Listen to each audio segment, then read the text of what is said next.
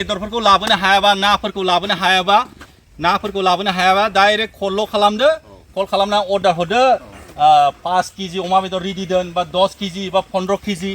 ना नांगौ देसि अमा नांगौआ मोनो गसाइगावआ ओरैबायदि फेमास देसि अमानि थाखाय नायदो आरो मा बुंबावनांगौ आरो गेस टेंकि नांगौ मोनगोन गेस टेंकिबो गासिबो मोनगोन बा माने बै संनाय खावनायनि बासन बर्तनखौबो मोनबावगोन बा संनाय खावनायनि बासन बर्तन गेस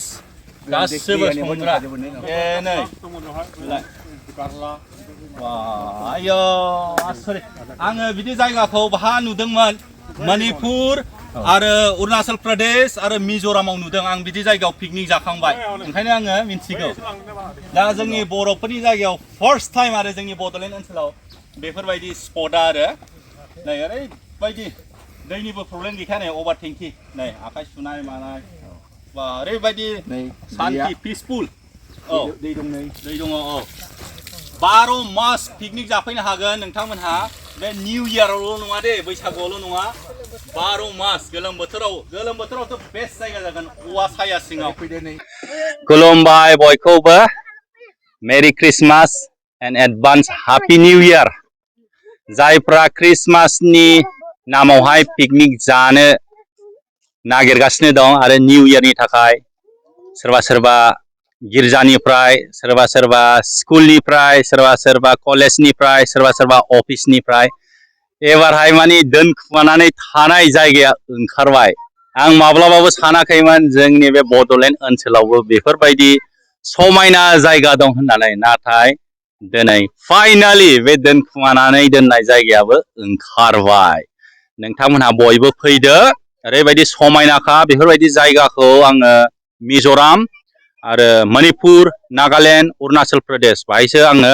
पिकनिक जादोंमोन बेफोरबायदि जायगायाव औवा बागान सिङाव दा जोंनावबो नेचारेलि जे रोखोम औवा बागाना मिजोराम एबा अरुणाचल बाहाय दं बेबो जोंनि बड'लेण्डआवनो दं बेबो नैबे गसाइगाव टाउननि खोला साखाथियावनो अनलि 4 to 5 किल'मिटार गोजानावहाय गसाइगाव टाउननिफ्राय लामायाबो ओरैबायदि मोजांखा आरो जेब्ला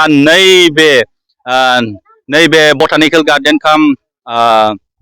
एनिमेल रेस्किउ सेन्टार बेयो पिकनिक स्पटबो बाहाय फैयोबा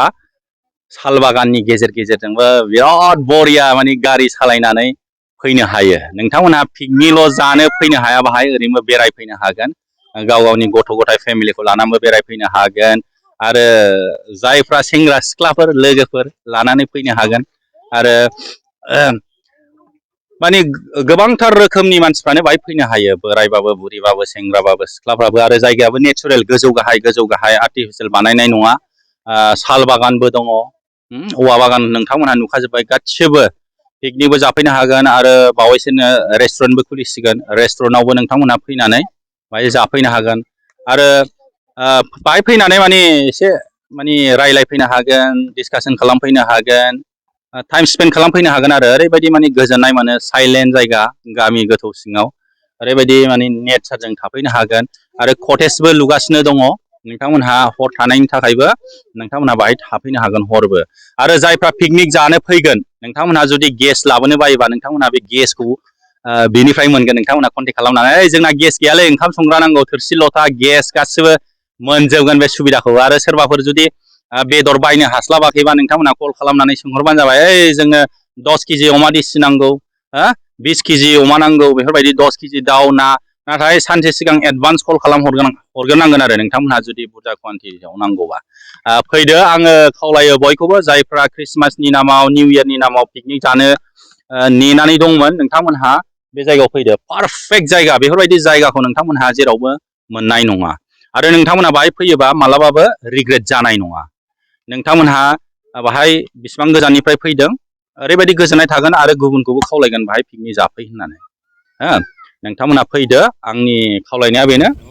फै बेरायफै पिकनिक जाफै आरो बे पिकनिकआ अनलि निउ इयार बैसागुनि थाखाय जानाय नङा बेयो माने थ्रु आउट दि इयार माने कमप्लिट हल इयारावनो नोंथांमोनहा बाहाय पिकनिकखौ जाफैनो हागोन जायगाया ओरैबायदि जायगा गरम दिनावथ' गोलोम बोथोरावथ' आरो डिमान्डआ बारासिन जाबावगोन मानो होनबा औवानि साया सिङाव दैनिबो फेसिलिटिस दं टयलेटनि हासुनाय खिनाय गासिबो